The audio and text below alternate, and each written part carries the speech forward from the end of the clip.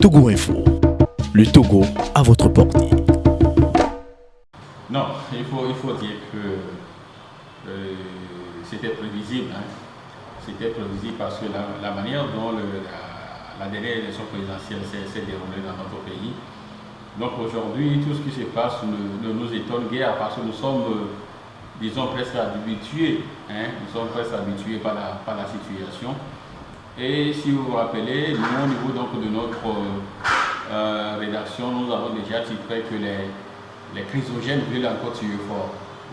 Parce qu'aujourd'hui, les gens sont tellement friands donc, des crises politiques à répétition, des crises à n'en pas finir, si bien que c'est en fait par là qu'ils arrivent également à se faire un nom, une réputation au sein donc,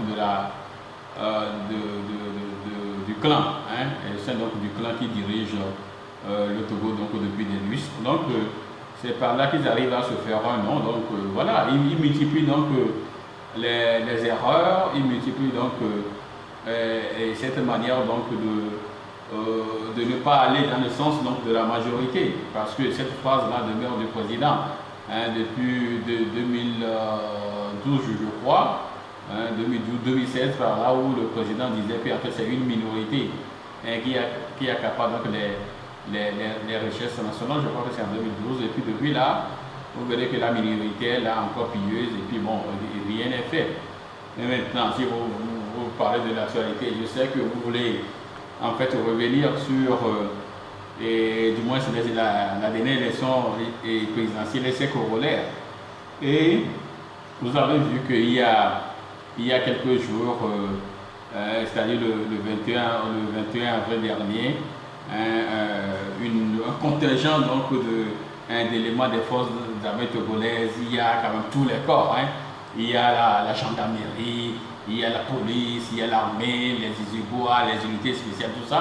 Ils sont allés donc au Manu militaire prendre à Guillaume et Kodjo et relâcher quelques jours plus tard. Mais la procédure en soi, si on peut le dire, c'est une procédure qui ma foi, est sujet à caution parce que, vous savez, les avocats donc, de la défense de M. Aguillaume, lorsque la première invitation lui a été notifiée, et il s'agit donc de deux avocats, pour l'instant un Ivoirien qui n'a pas encore rejoint donc, le groupe. Il y a un qui est allé donc, au niveau donc, du SCRIT, c'est-à-dire le service d'investigation criminelle, du moins c'est la CRSRI, pour leur dire que leur client est souffrant et puis il ne peut pas faire de déplacement parce qu'il a une pathologie le cours régional qui ne lui permet pas des mouvements spontanés.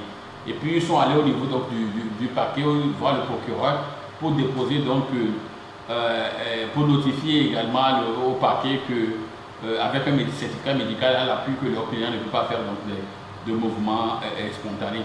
Et puis selon les avocats de la défense, selon surtout Maître Achou, qui disait lors de la conférence de presse donc, que l'avocat la conférence de presse du 20 avril, que le procureur de la République a lui-même dit que là, dans ce cas, on va s'asseoir donc à l'invitation et puis on va le faire plus tard.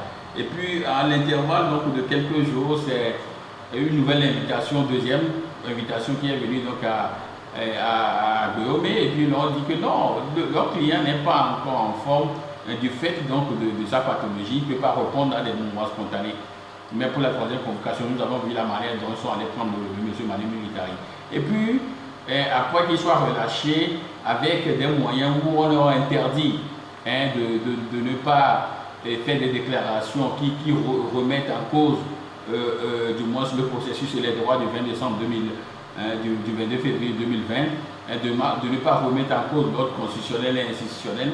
Donc tout cela démontre à suffisance qu'en fait on veut faire taire des adversaires politiques et puis on a vu la manière dont les choses sont déroulées. Et puis